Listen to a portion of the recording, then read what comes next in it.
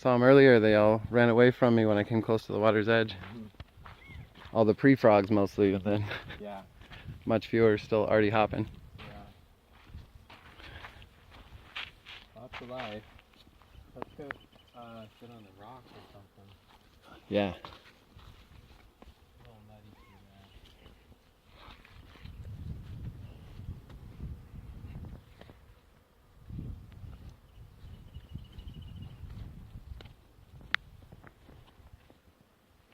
Where did these logs come from? It came from eucalyptus trees that were in this spot. Huh. And we took down, we've taken down a lot of eucalyptus over the last 10 years or so. Replaced them with other trees and obviously a body of water here. No resident koalas, huh? No resident koalas. There were a few birds that would nest in them, but we intend to plant more than we remove. And eucalyptus evapotranspires a lot of groundwater, which is part of their niche in the Australian landscape with really infrequent climate. Eve. Our guard dog. Yeah. Eve, hey. Well, she didn't bother me on my way in, I'm glad to say. She's an animal guard dog, so she doesn't mess with people. Hey there. Yeah, hi. Yeah. Well, that's good. Communicate loudly. I love Big Fish, one of my favorite movies.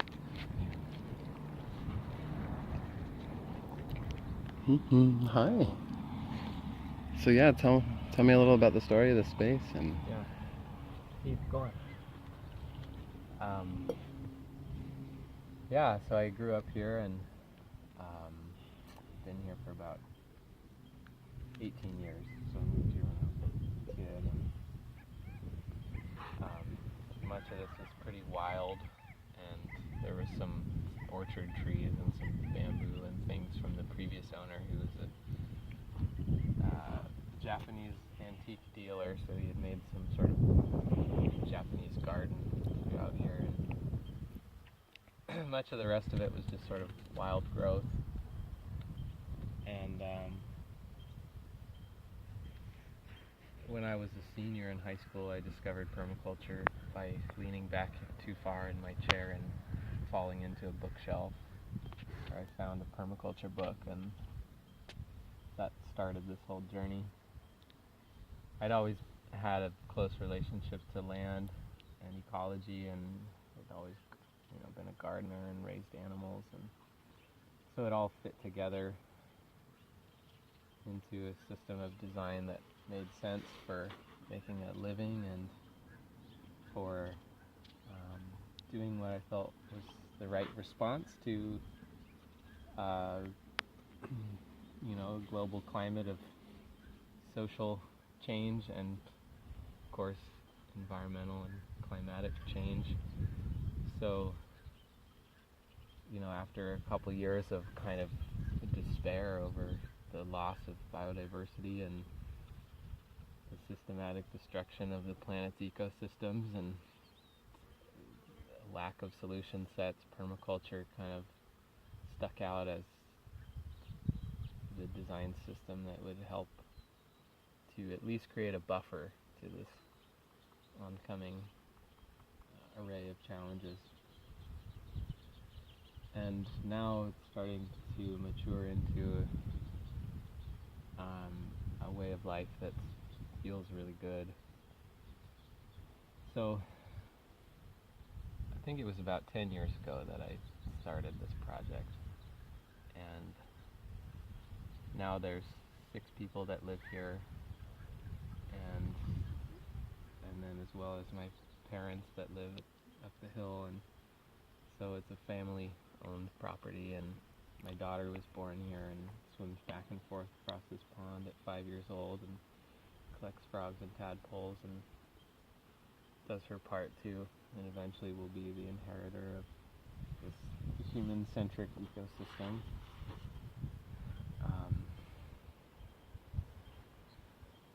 Carry the torch onward. been a lot of experimenting with what works and what doesn't. And we're just kind of locked into that phase now, learning what does work a little bit better. And, that translates to the plant communities of productive things that we're growing, the systems of animal rotation, the designs for water harvesting, the social and community dynamics that keep this system alive. So it's very much been an organic process of observation. There's lots of books you can read and theories around community and theories around land design. All of those are borrowed from, but not strictly abided to. I think is important to be in a state of dynamic flux. This body of water has marked a big chapter in the land stewardship here. We built this in November as part of a water harvesting earthworks class, and it had been something I'd been visioning for at least 7 years, and as a child I'd always wanted to have a pond because I was an avid fisher kid. So being able to go fishing whenever I wanted to was like a dream. And so this year, it's finally come around. So we built this in about 2 weeks with some heavy equipment. Ironically, sort of in the midst of standing rock, when a lot of the images that were coming from there were bulldozers that were pushing land and potentially interrupting a really important watershed. And we were here using bulldozers to catch and store clean rainwater and hydrate this landscape. So water is life, and we were using the same equipment that we use to destroy them, to destroy water and watersheds, to create healthy hydrology. So I enjoyed that juxtaposition. I often say truth is paradox, and and a lot of the principles are about kind of overcoming the binary vantage point of assumption that is often built into a lot of the should stuff that happens from any place that you might be coming into and trying to measure how to work with the land. But there's such a sharp divide, I thought you could bring our attention to visually, of what this pathway here and what's going on that side of this divide and what's happening on this side. And well, there's this dam is essentially a bridge.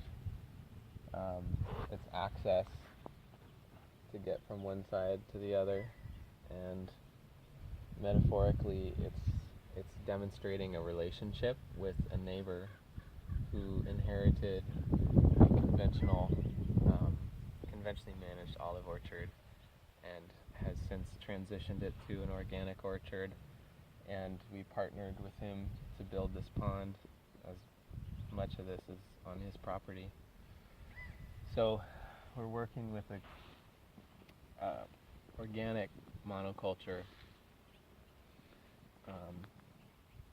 but it's owned by someone who is certainly not locked into the monocultural thought process and would like to diversify and would like to create a water harvesting plan for this basin and implement more things like this with the success that we've already seen from this. So it's a bridge, and it's a tricky thing to retrofit an existing tree crop system like this, but it's not impossible. And I think making the soil surface receptive and alive is a big goal, and to mitigate erosion and runoff and diversify the understory with Mediterranean herbs and different things that they can use in their oil infusions, value-added products from guild plantings, sort of the next horizon.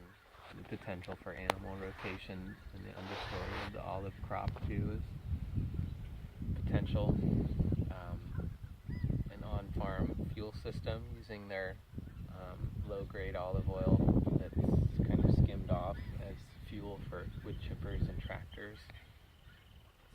potential. They just pruned a lot of their old trees many of these trees are 135 years old that were planted the end of the 1800s, and the wood that came off of those is being saved and cured and sold to woodworkers that are making furniture and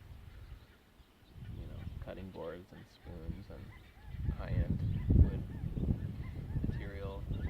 So Rustic furniture. yeah, so we're valuing more and more the yields of the land, linking it up to the community of artisans.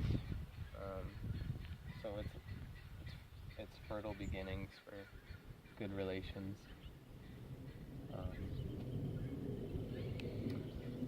If only the uber wealthy out there had the competition of how many communities can I support and grow food for and or make right relations with, and how big the yacht is. And I just wanted to, there's this phrase in America of, keeping up with the Joneses. I thought you could say something a little bit about how to play some of the branding and the chic in relationship to the smart and the really applied wisdom that is so manifest here. Yeah, I like that keeping up with the Joneses thing. That's been looping in my head a little bit. We definitely have put ourselves out there as a standard for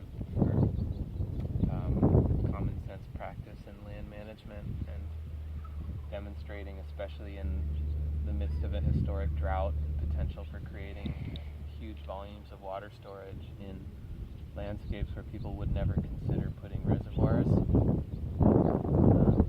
or designing systems like the ones that we have. They keep enjoying the ability to surprise people with, ingenuity, when it's really just traditional practice. None of this is really that challenging, expensive, or high tech, but I would like to see people try to keep up with this management ethic and see the good results. Ideally, it would happen without notoriety or reference to me or my family or what we're doing. My only interest is seeing it spread. And I've had the good fortune of working with some, as you say, uber wealthy people that have, through whatever happenstance, have transitioned from an old paradigm of wealth acquisition into one of reinvestment into natural capital and social capital. Oh. I'm sure that's been mutually beneficial and fruitful. It has been. And bee on my back. Uh-huh. Do you make honey here? We have. Our hives have left. But there's lots of wild hives, and I think it's kind of a nice measure to establish the forage and the watering places for bees and let them take on their wild habitation in these crags and the rocks up here. And then once their populace is high, we'll put in our own again. Do the olive trees flower? They do, and they're just about to. So there's lots of flowers, and more every year. I heard Shangri-La was shot here. Some of it, yeah. I just watched that movie recently, actually. I loved that movie. It's a trippy movie. But, anything you can say about what we've been calling our little pocket, the ancient future, just some sort of right relationship to appropriate technology, whatnot? Yeah. I think, yes, ancient futures. A lot of the things that have manifested here have been whispered through the land. And like this stone over here is a whale. It's either a gray whale or a blue whale or whatever. I saw that on the bench, a whale. So there's these ancient whale stones that are here that kind of guided this formation of bringing the water back. These boulders were moved here? They were here forever. Okay. Yeah, you guys didn't actually bring a crane in and replace, because it's almost like how I'd want those boulders to all be over there. It's a beautiful formation, and many of them have figures and effigies that are clear to see. Rabbits and alligators and whales, dolphins. So anything chumash or older? Supposedly they weren't hand sculpted by the Chumash, but I am certain that there was inhabitants traditionally of Chumash in this area. Or pre, yeah. Yeah, or pre-Chumash, who knows. But we're re-inhabiting the land, and in a way that is becoming more and more place-based with less need for outside inputs and a greater value set on the things that we can derive from an abundant ecosystem, which is how they live too. We just have the blessing of more diverse, cultivated domestic plants and livestock that we can work with in a symbiotic way. So scaling up the diversity of tree crops and perennial crops and the appropriate domestic livestock and structures that are made of the land. It's really the interest that we have. What kind of milk is that? Oh, this is goat's milk. So it's raw goat's milk? Like, yeah. From the herd here. Mm-hmm. How did all these frogs end up in here? Well, we just add water. They just came hopping, huh? They arrived on their own. Wow, there's so many. Yeah. How long has this pond been here? A year and a half, you said, or something? No, just since November. Oh, what? April now. And did it just rain this much, or you guys didn't fill it? It rained. This is all rain-fed. We had a big rain year this year after at least 5 years of very low rainfall. This would have filled even in a low rainfall year like we've had in years past. This filled maybe in over a period of 12 hours of steady rain. It's about 1 million gallons, 3 acre-feet of water. How deep is it? It's 10 feet in the middle. And then like pretty flat 10 feet around until the slopes? Fairly flat down in here, and then it begins to slope up. And by the time we had... And then just clay fill or no liner? It's all clay. Mm-hmm. It's good clay in this spot, so just the compaction of the clay and its own water retention qualities made this possible. And by the time we had our real significant rain towards the end of January and early February, this was already full. So we had a storm that dropped, I think it was over 5 inches in about less than 48 hours. Most of that water went over the spillway and was gone. So we could have built 6 ponds this size and filled them all up this year. What's the water source for them? All rain, all runoff from the landscape. So it goes uphill that way? It goes uphill this way and then slopes down this way. Yeah. So it's all this catchment area, which is about 60 acres from here up, and then the rest of this is all pretty much the same. It's probably another 30 plus acres of catchment. But this pond filled and was overflowing for almost 2 months steady. At first it was a big surge of storm water, and then a steady trickle of clean, clear water flowing over that could have easily continuously filled a series of dams like this, which would have really, really changed the landscape dramatically. Granted, there's an orchard there and property boundaries, and so we're working within the context of what we can affect.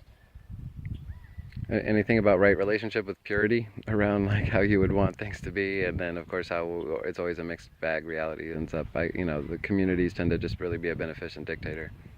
Yeah. Yeah, it's about meeting everyone where they're at and working within the context that you arrive in. You know, if it was a blank slate, we would have a much more aquatic environment here moving forward, but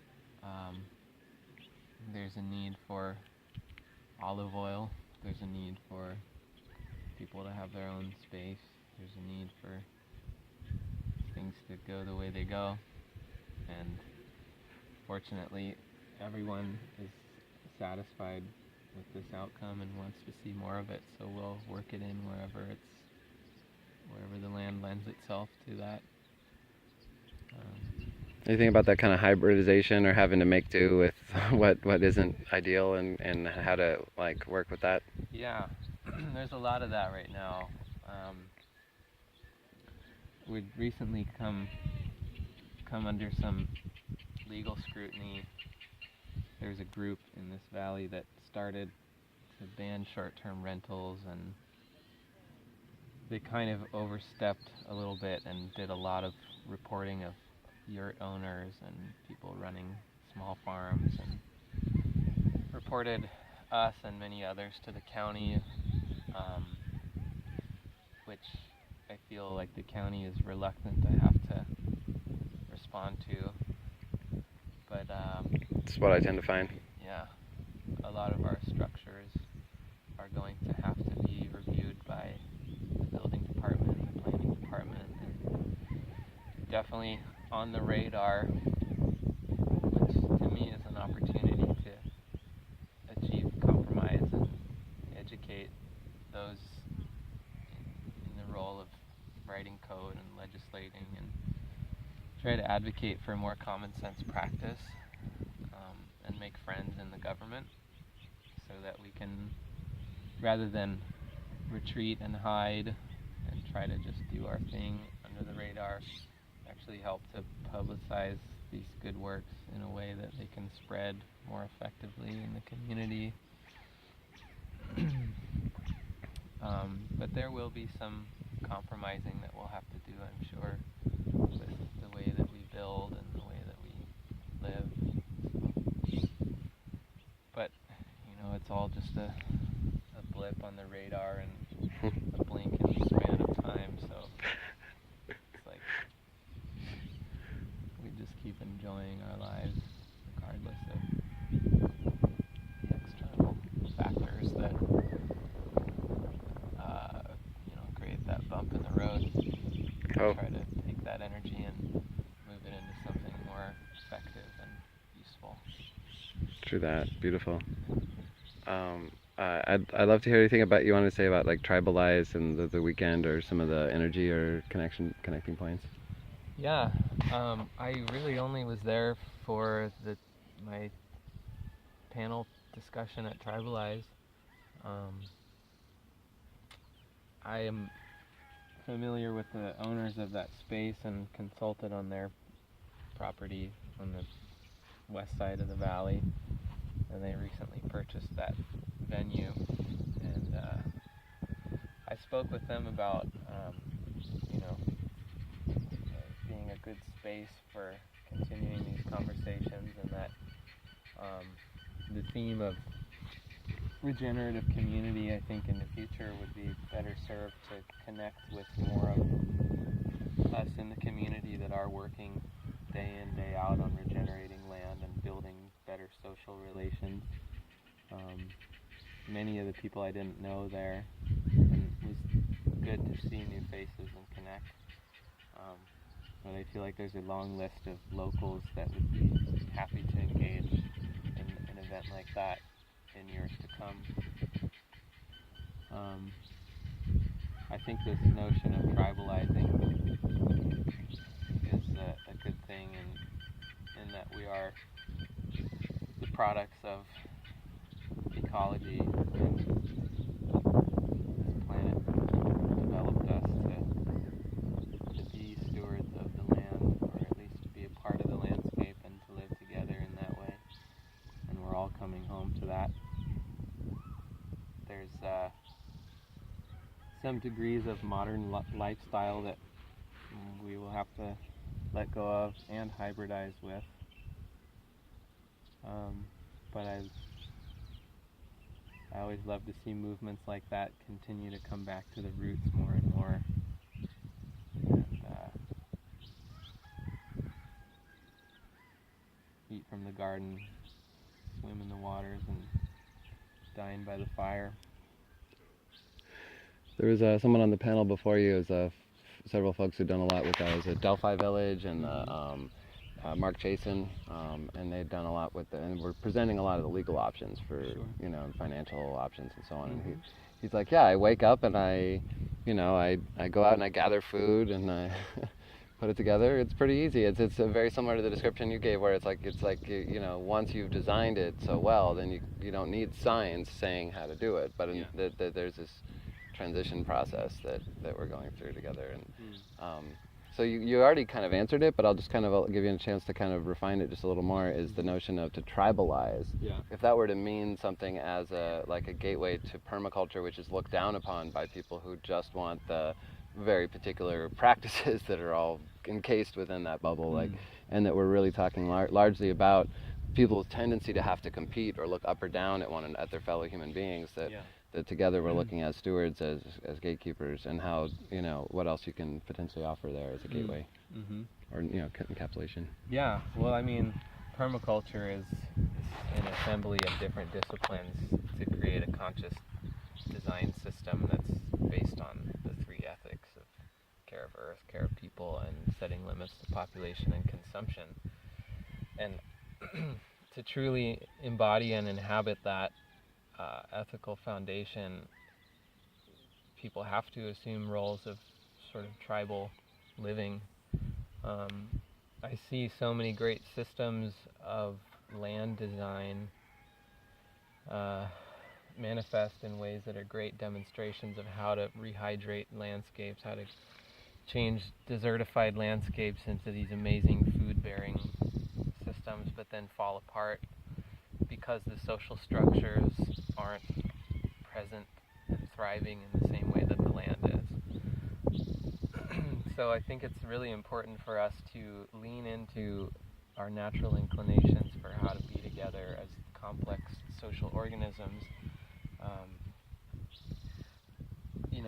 It's very much in a phase of remembrance and experimentation. There's so many inhibiting things for people to get along and live together, and even legally be on land together in the sort of population that makes sense sometimes to be able to manage a system like this. But we have to keep being persistent in demanding that we belong together, and that this separation of our species that we've experienced in the last 100 years, and especially the last 100 years, but over the last 10,000 years really, it has to be evolved back into a way of being together that satisfies our need for social interaction, satisfies our need for having families that stay together, and satisfies the need for our elders to age in a compassionate and caregiving environment, and allows our children to grow up with diverse and solid role models, versus this paradigm of kind of pushing our elders away and entertaining our kids with screens and daycare. We're part of the ecology, and ecology works in cooperation. Competition is an element of it, but cooperation is really where we need to arrive at as a species, and take a lesson from nature in how we do that. So it's a big thing to take a population of humans like we have that are very unskilled for the most part, and to have this great reskilling and this process of coming back to the land. But it's going to happen, and it's going to happen regardless of what we think about it, because it's going to have to happen. The structures that we rely upon for our comfort and subsistence are fueled by an energy source that is finite and supported by an ecosystem that is collapsing by our own deeds. So at a certain point we're going to have to meet our maker, and hopefully that's a joyful reunion rather than a struggle. You said a key word which is interesting in Sufi terminology. There's no sin, it's only to miss the mark, and that the only sin is really forgetfulness, that all other selfish acts or whatever tend to be on some level in need of remembrance of the interconnectedness. Mm-hmm. I've got this project of the ancestors of the future. At those who do survive this mass extinction event, all the species we can take with us on this next journey, set of iterations. Any core tenets or principles you'd see would be part of that?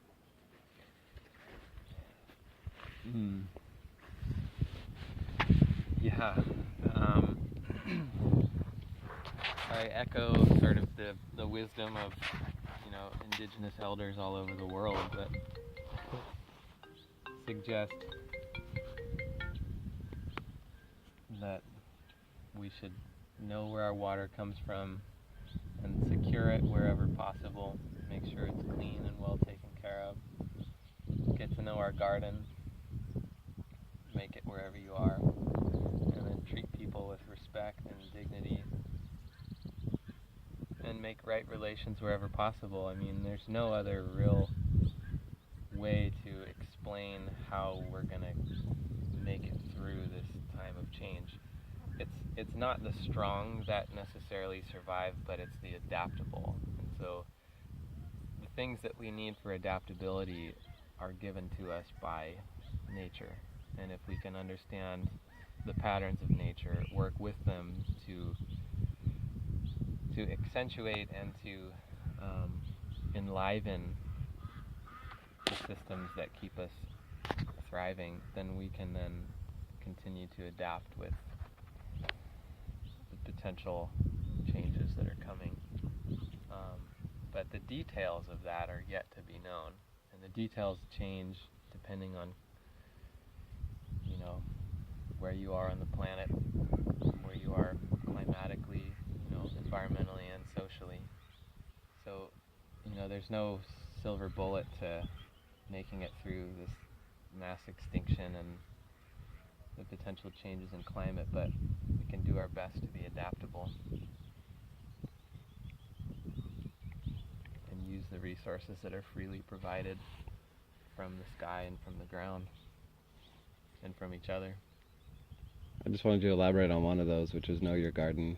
Yeah. If you could just say a word or two about that, Sure. and then also just because we're running out of battery and time and energy, that you could at least address what else there is to see that I might be able to just get photos of later. So you just walk us through that, but sure. Yeah. But to know your garden, Sure. Yeah. Getting to know your garden. It's like asking yourself, what do I eat, first of all, and then identifying where those foods come from, and then noticing that much of our diet comes from industrial monocultures that require the wholesale destruction of complex